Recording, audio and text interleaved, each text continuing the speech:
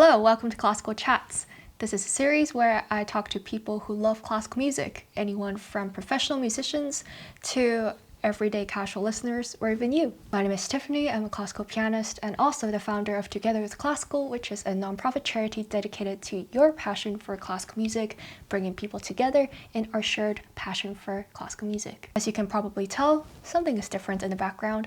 That's because I'm currently in Germany. So pretty much for the rest of this month, all of the upcoming episodes you'll see, all sorts of backgrounds. Today we're continuing our collaboration with DreamStage, which is this really wonderful, revolutionary live streaming platform where you get to experience really high quality live streaming concerts. This has been a very difficult time for musicians, so as a musician myself, I'm very grateful for DreamStage, not only for the opportunity to perform on the platform, but also to be able to team up with them through my charity Together with Classical. So if you're one of those people who just cannot afford tickets, that's totally fine.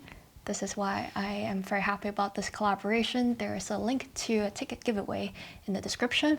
But if you're really able to buy a ticket, please consider supporting these musicians. As I said, this has been a very difficult time for so many musicians, so it would mean a lot. Today, we have someone different. We have a conductor, a really wonderful Spanish conductor, Maestro Josep Caballé Domenech. He is the principal conductor of Mordsburg Festival. Also, he is currently the music director of the Colorado Springs Philharmonic. He's had a very prolific career as a conductor for operas and also for symphonies. And in just a few days, on Saturday, he'll be conducting the Dresden Festival Orchestra, two of Beethoven's symphonies, the first and the second one. Something that's different, though, is that they're going to be playing on period instruments. So I'm excited to talk to him about his experience in rehearsing with the orchestra and just his experience as a conductor. Also, just a side note, I'm very honored to have this opportunity to get to know him as a conductor, but also as a person. Usually we don't really have these kinds of opportunities, so thank you very much for allowing me to have this platform here to share with you, and let's get right to the Zoom. And I remember the first time we met, that was at the Dresden Festspiel Orchestra opening of the Dresden Festival. But that wasn't that last year? Okay, then it was last year. Then it was definitely last year. Just I feel like this year has been so crazy. Yeah, everything before Corona, it feels like very long ago, right? Yeah. No, but I'm very honored that you still remember me. I remember meeting you because you shared a funny anecdote. Welcome to Classical Chat, Maestro. Thank you. Yeah, thank you so much for giving some of your time. A lot of people, I asked them, what would they like to know about you and about conducting. A lot of them were curious about why you became a conductor. And reading your bio, you're very multi-talented. You study the piano, you sing, you play the violin and the percussion. Kind of, yeah, I mean, how did all of that, I know that you, according to your bio, you came from a musical family, but how did all of that happen, and how did you go into conducting? It's pretty easy. So my parents are musicians, both of them. So my father played in the symphonic band in Barcelona, clarinet, and my mother was a violin player. They are still a violin player, and she played in the symphony orchestra in Barcelona. So when I was born, music was around all the time. And me and my brother, we started studying piano and violin both. I got lessons and, I advanced on both of them, probably more in piano than violin, and my brother more in violin than piano. But, we were doing both of them. Right. And obviously every weekend we were attending the concerts where my mother played, and at the Palau de la Música, the beautiful concert hall in Barcelona. And I remember in that concert hall, you can sit above the orchestra. So it's what they call the organ place, and you sit above the orchestra. And I remember sitting there, I was probably 5-6 years old, and just watching, conductor and watching percussion player. So at a certain point, my parents said, you're learning piano and violin, but actually, if you want to learn any other instrument, please go ahead. And my brother decided to study trumpet, and he studied for a couple of years trumpet, but then he didn't went with it. And I said, I would like to do percussion. So I did percussion, and then everything went very quick. So everything went very quickly, because then I started studying at the school in Barcelona, at the conservatory, and then like 4 years later, I already won an audition, international audition, professional audition, and I was already playing in an orchestra, which for me was a dream, with 16, 17 years old and already playing in a professional orchestra was like a very good dream. Yeah. And actually, I think that led me to be a conductor because, honestly, as a percussion player, you don't have to play as many notes as a violin player. So you have more time to observe. Which instrument did you play though? Which percussion instrument? A little bit everything. So, one that drew you into your interest into percussion when you were watching above? No, I think it was the actually all of them, these people that were moving from one instrument to another, that, they play a couple of notes every concert, but everyone look at them, Right. It was kind of a interesting feeling, Yeah. And I think that's what brought me to percussion. And when I was playing in the orchestra, obviously, it was hard work for me. Every week, different conductors, big repertoire, Mahler, Strauss, Wagner's, all the big things. And I think that's where I really felt attracted from the orchestra sound. And obviously I continue my piano, my violin, obviously I did, composition. And at some point I started doing conducting just because it's what you had to do at the conservatory. I started with choral conducting and I never felt very, very comfortable with, just with a chorus. And then at some point I said, I think I should try the orchestra because I really love the orchestra sound and let's see what happens. And then I didn't follow the normal things. Like, I went to school and asked the teacher to be taught. I did more like kind of, okay, I play in an orchestra, I play other instruments. What do I need to be a conductor? So I asked some of the conductors that came to conduct the Barcelona Symphony Orchestra. And, a couple of them, they look at me and say, don't even try, And some of them, they say, okay, yeah, you can have that. And they gave me some advice where I could study. And there was one that actually said to me, to advise you, I have to see you, which was Sergio Comisiona. He was quite old at the time already, but he was the chief conductor in Vancouver, and then he was the chief conductor in Madrid. So he said, why you don't come in a couple of days and just conduct whatever for me, a Mozart symphony or something like that. And then I can tell you what to do. So for me, that was like, wow, in 2 days, I got very excited. And 2 days later, I was conducting for him a Mozart symphony. And then he said, okay, you can study wherever you want, but I'm in Madrid. So every time I'm in Madrid, if you want to come, we can talk about music. And that was a very nice start. Because for the next couple of years, every time he was in Madrid, I just took the bus and went to Madrid, attended all his rehearsals, and I had a very nice time with him talking about music, and I learned a lot. So that was my first, let's say, I wouldn't say teacher, but my first mentor, where I learned. And at the same time, I was still playing as a musician. And after these couple of years, I said, I think I don't see myself being a percussion player for the next 40 years.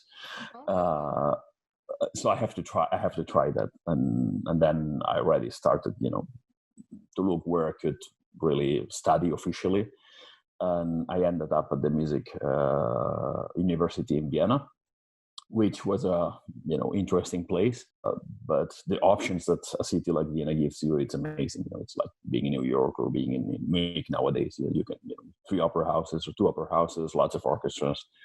So actually, that was very hard years, but it was very good. So I could attend lots of concerts and see lots of people, because actually, as a conductor, you learn a lot by seeing, basically, and not just studying, but by seeing and by gaining experiences. Yeah. So that was my background. I always said, I love the orchestra sound, and let's see if that works. And if not, then I'll come back to play into orchestra because I really love it. And when I was already into it, I thought, okay, I play, fairly okay piano. I play okay violin, although not as very good. I'm a professional percussion player, but I still need a wind instrument. And then I decided to study singing, because that's really the best wind instrument that you can study. And actually, that was not a bad decision, because years later, then I found myself doing 50% of my time actually opera. So actually, the fact of studying singing helped me a lot. Was that intentional that you started focusing so much on operas? Actually not, because I spoke barely a little bit English, no Italian, no German. And my family, although my mother worked in the opera house, we were listening basically symphonic music because of my dad at home. So actually, I didn't have a, let's say, a big familiar opera environment.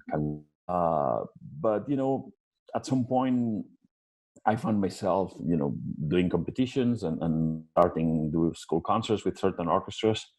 And then the Barcelona Opera House, Liceo, they call me and say, we're looking for an assistant. If you're interested, please come. And I said, I'm not very interested. But they said, no, please come and do the audition anyway. And I did the audition and a couple of, productions to be assistant, not the whole year, but a couple of months. And from that moment, then started my way into the opera.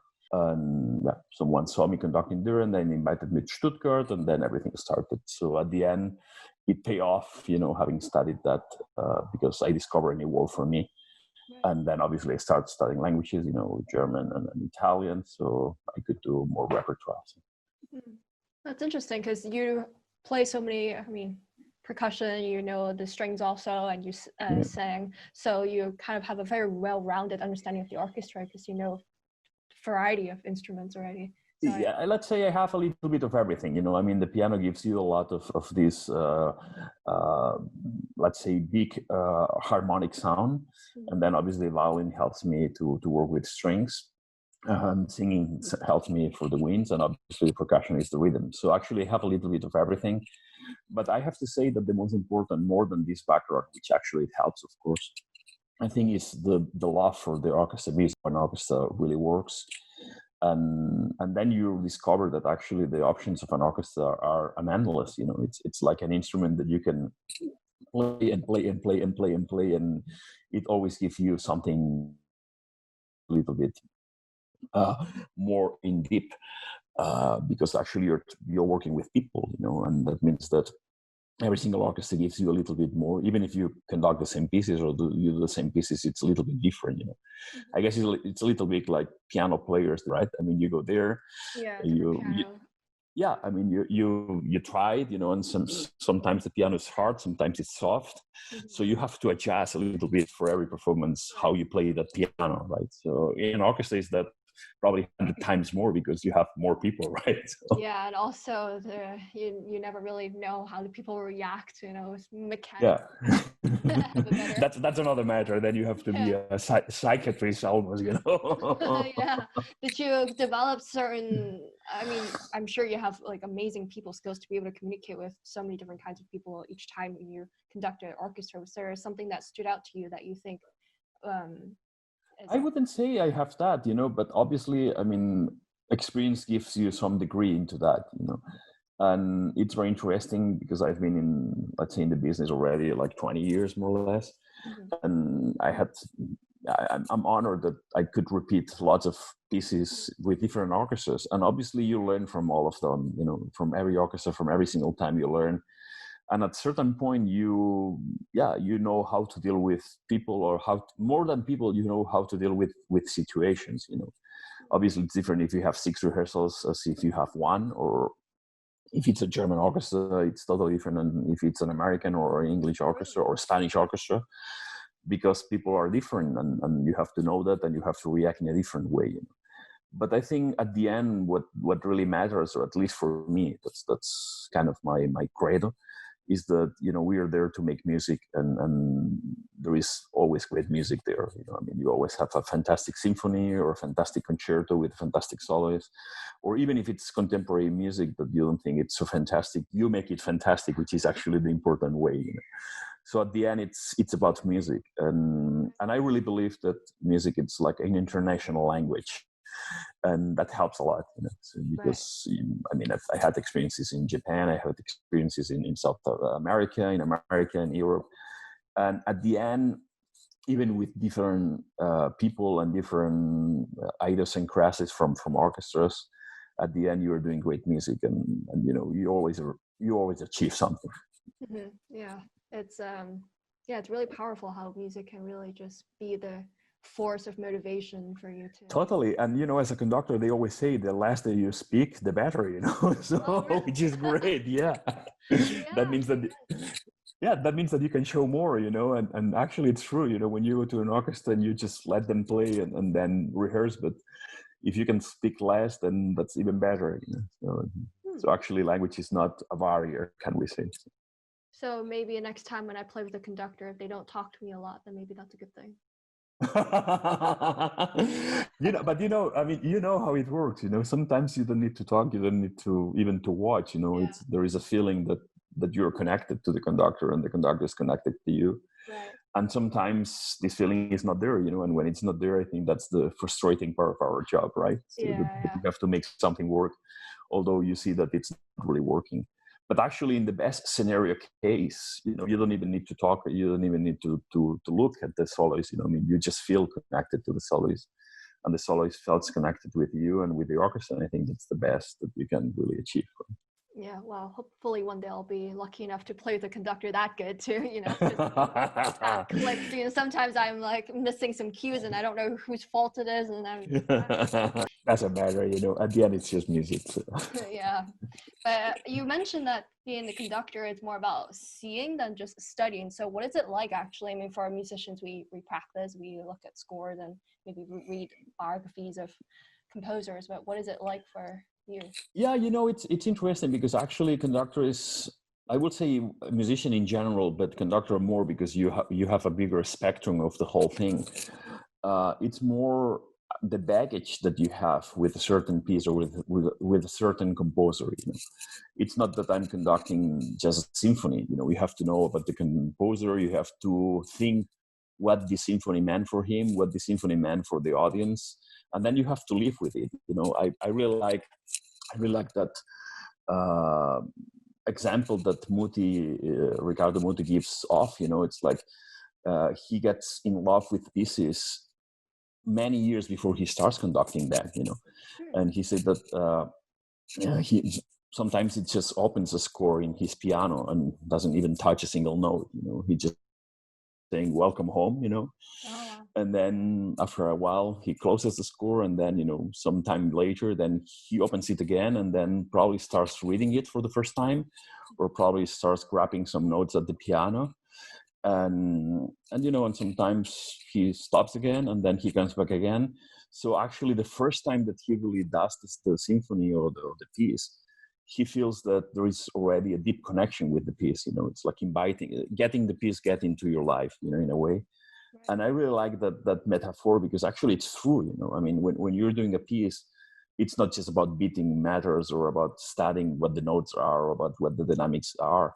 It's more, making lots of questions. What the composer wanted to tell me.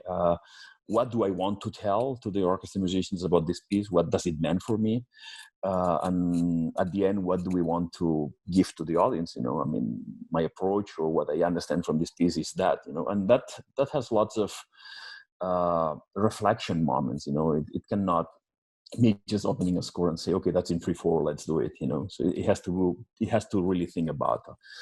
I guess you as a piano player, you do a little bit the same, when you open and then you decide which fingers are you going to play or this kind of stuff. There are thinking behind, but it's not just a technical thinking. I think it's more like kind of a metaphorical or philosophical, or how you want to understand it, this kind of thinking. Yeah. So when you decide to do a piece, it's like, okay, that's going to suit me, or I have something to say, and I think that's the most important because, I mean, one of the things that actually experience teach me is that, if you don't have anything to say, don't go to an orchestra to do that piece, because, there is nothing worse than standing in front of 80 musicians without anything to say, because then you feel very bad. I mean, the concert might be okay, but you feel very bad. So it's better that you have, this kind of connection and you know what to say. And then, so actually when you go to listen concerts and where you go to, I don't listen to many recordings, but sometimes you do, and you learn. It's more kind of questioning yourself all the time. It's like, okay, this tempo feels right. Why it feels right? Or it feels slow. Why it feels slow? Or or this balance, I don't think it's right, or I don't think that's what the score tells me. Why? And it's always this kind of asking why, that at the end you get answers, and those answers are the ones that then you can really give to the orchestra. They know how to play the notes. We just need guidance on, okay, how do we approach this time, this symphony or this piece? And I think that helps a lot. Do you find that it's harder for you to enjoy recordings precisely because of that analytical voice in your head always asking, what about this tempo? Or is it rushed? Or I don't really, I personally don't like recordings because I don't think they are real. I think because of the editing? Obviously because of that, and if you see how many cuts has a new recording, you will be amazed. I had a friend that did one lead recording, which is like 71 minutes, and had more than 1,000 cuts on it. If you made the mathematics, can you imagine how many seconds every cut had, more or less? Oh, wow. And but not because of that. I think it's, for me, there is something that live music has that actually I think that's what we are missing now with this Corona situation. Which is actually the place. It's actually the hall. It's the vibrations that you get from a hall, and actually the vibrations that you get from an audience. And I think the audience plays a part in your concert. You go and you play an orchestra or you play a piano piece, and you play it differently depending on the kind of audience that you have. No matter how much you want to admit it, it happens. It's you don't play the same way if there is an audience that is sleeping or half empty than if it's an audience that is really attentive and it's totally full. There is something there that affects actually your playing. So in an orchestra world, it's even more, because you can feel it all the time. So actually, I think when you are doing a recording, this part, it's missing in a way. You hear the notes, you hear, let's say, the bidimensional spectrum of the music, but you don't hear the three-dimensional, which is the volume of it. You don't feel the other part of it, and I think that's something that recordings cannot give. A little bit what Chalididaki used to say. Recordings is not real life, and I kind of agree with that.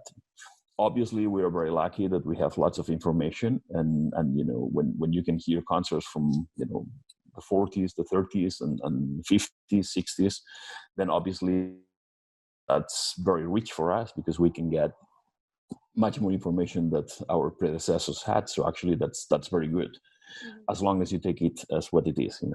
Right. But then from the performing artist side, it's not. Yeah, I definitely agree. And I've definitely been to performances where I think there's just a different energy compared to the recordings. And totally. So how do you feel going into Dream Stage where it's kind of in the middle? You have an audience.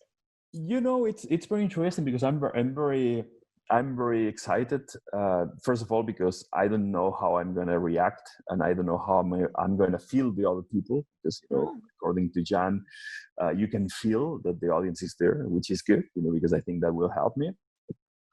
But I'm very happy because that's with the Dresden Festspiel Orchestra, which is an orchestra that I love. We've worked a couple of times together, and that's actually my ideal of orchestra, because it's like an orchestra with the best musicians that they meet for a concert. And I think that's the best scenario when people just travels and gets together after a while of time.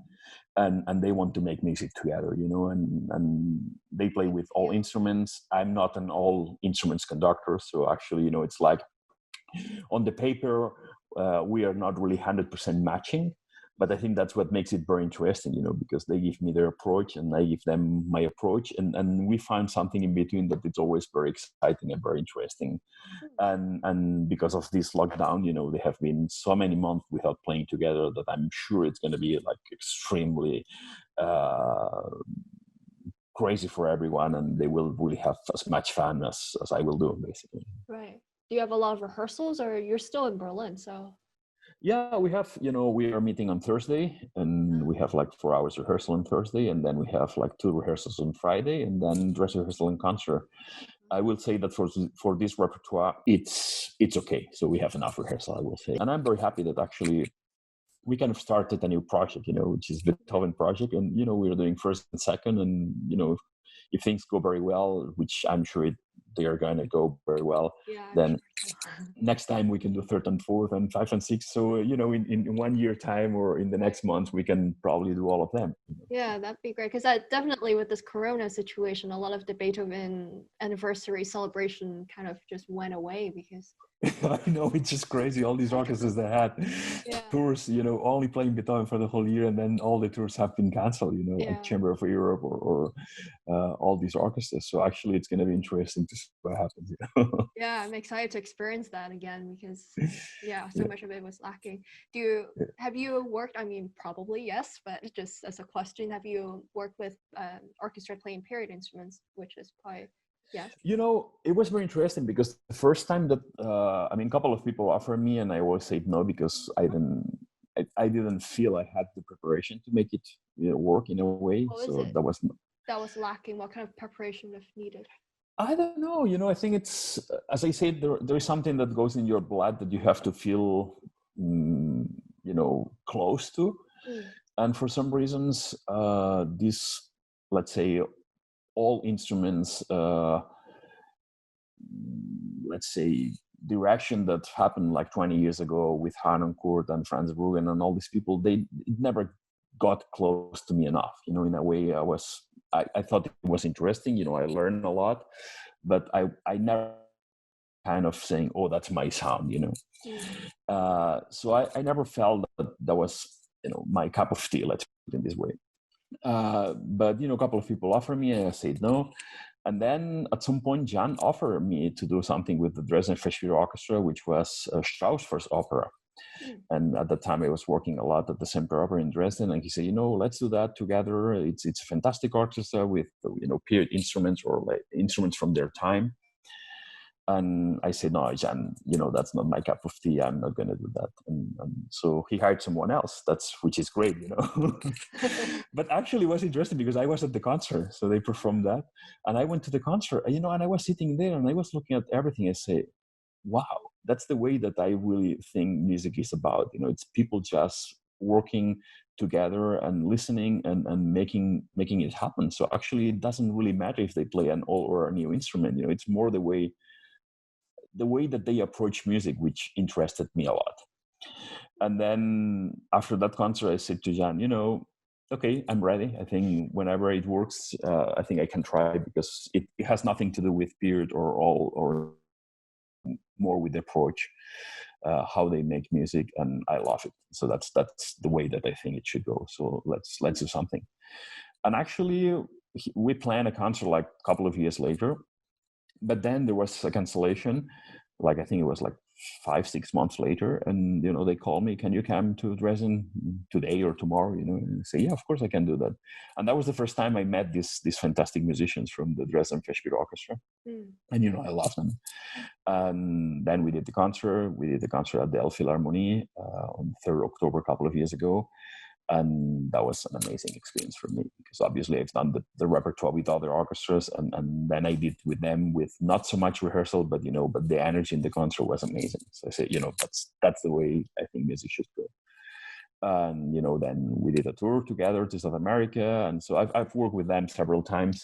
Right. So every time that now I can work with them, I always say yes, because actually it's not about all instruments. It's about the way that they play and the connection that we have. And actually, it's always interesting because in rehearsals we talk and we discuss things, but no matter what you talk or what you discuss, that in the concert it's gonna click, it's gonna work. And I think that's the best feeling that you can have. Oh, that's interesting. So ultimately, it was the player's passion for just their approach. Somehow, the period instrument is different between. It's the way they listen, to, the way that they place things, and obviously with the passion and the direction that they play. The quality of phrasing, the quality of direction that they try to achieve every single bar, and it's, as I said, it's interesting because you learn from them because they are fantastic, experienced people, and they played this repertoire with the most important conductors and the most important musicians of these kind of all period instruments. And they give you ideas, they say, oh, we always did that, or let's try that, or let's try this bowing. And then you experience in the rehearsals. I think that's very, very healthy because actually it's not that you impose them what you want or they tell you what to do, but it's you try together, and at the end you choose the best. And that's why the rehearsals are for, because actually, obviously they play all the notes. So you need rehearsals to put things together or to play the notes. Rehearsals to kind of achieve things together, which I think it's great.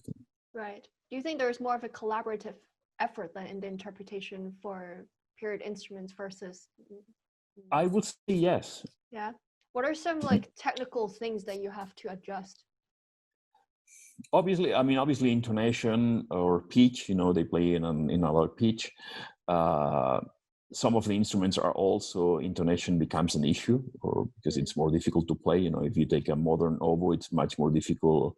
It's much more easy to play than all oboe, But then this kind of quality of sound, when you get that together, it's very consistent. And and if we are playing Beethoven's music and then you hear the winds, the way that Beethoven thought, or the way that Beethoven listened to, then suddenly you realize that the balance between the instruments. So actually I'm learning a lot by doing that with them too, because it gives me a little bit more colors to paint the symphony when I'll do it with other orchestras, because then you have this sound there too. And for example, horns, a modern horn can play all the notes, but an old horn, depending on the note, had one sound or had another sound. So, and when you reflect that into a symphony, Schumann or Beethoven or Haydn, actually it makes a huge difference how they approach to it, and how the sound sounds. The colors are a little bit different. Yeah, it's more transparent, right? At least from an audience perspective, I think things are a bit lighter and transparent, right? Lighter and transparent, which doesn't mean slow. They can play very fast and still transparent. And I think it's lighter because the articulation has a little bit more power than in a normal orchestra, where probably the quality of sound is more important in a way. It makes music shine a little bit better. And modern orchestras will be probably a little bit more kind of everyone in the same sound, it's like a kind of a heterogeneous sound from the orchestra. But that's obviously, details. What for me it's important, when I do symphony orchestras, I use my opera experience. When I do opera, I use my symphony experience, So here it's exactly the same. So when I conduct Dresden Festspiel Orchestra, I try to bring my experience with, let's say, normal orchestras into it. And that's why we rehearse, how far can I go and how far do they want to come with me? And at the same time, when I do, the same pieces with normal orchestras, then I always try to bring them what I learned with the Dresden Festspiel Orchestra. Interesting. Yeah, so you emphasize experience a lot, and that's something that I definitely. Of course, I think experience. It's like a baggage, It's like the bigger you have the bag, and the more experiences you have inside, the more things that you can use, right? Yeah. So it's like a painter, If he has only 10 colors, he might be a fantastic painter, but with 10 colors, It can be perfect. As I said, I don't think it has to do with quality; it has to do with the range, right? Yeah. But imagine if you have 80 different colors, theoretically you can do much more. Exactly. And if you have like 120, then it's fantastic, So. Yeah. Well, I look forward to hearing all the different colors. Yeah, at least we try, No, I'm sure. I've listened to you conduct, and I know you're a wonderful conductor. So huge achievement. It's the first orchestra concert that will happen in Dream Stage. Yeah, that's true. So I really hope that people will get excited and and will experience Dream Stage and an orchestra, which I think it's going to be the first time, but not the last one. So. Yeah. I'm looking forward to it, and the first time, after so many months for them to play together, it's going to be that's going to be definitely great. Very special energy that you don't usually get. So yeah, that's definitely. I'm sure about that. Well, that's pretty much it. Thank you so much. Perfect. Thank you to you, and good luck with your concerts and good luck with your quarantine. Don't know what's going on. There are so many people in this situation that you never know what's going to happen, right? And things change so quickly with that, so we don't even know what's going to happen in the next month. So. Yeah, we do know that your concert is happening though on Dream Stage. This one, yes, but but the ones afterwards, they were in the States and they have been canceled, and that's even but that's another topic, that's another conversation, right? So. Well, you still seem very cheery and optimistic, which I like. Positive energy. We love music, and music has to keep us optimistic, right? If not, what do we have, right? Well, that's a great note to kind of end on, although that was a pun by accident, but anyway. Well, thank you so much. Perfect. Thank you, Tiffany. See you again someday. Maybe in Good. Dresden. Yeah, we'll meet for sure. Thank you. Thanks. Bye. Bye. Thank you, Maestro. Thank you. Dream Stage. I really hope that you'll join us and listen to these amazing musicians play their heart out. The link to the tickets is in the description. If you really aren't able to afford a ticket, then by all means go enter the giveaway and I hope you win. But it definitely would mean a lot to the musicians if you supported by just getting a ticket. I hope you enjoyed this chat as much as I did. If you want more episodes, please subscribe, because the more people we have here, the more people will be interested and enthusiastic to join in here and share their stories about classical music and their passion for it. So see you next time, probably in a different room.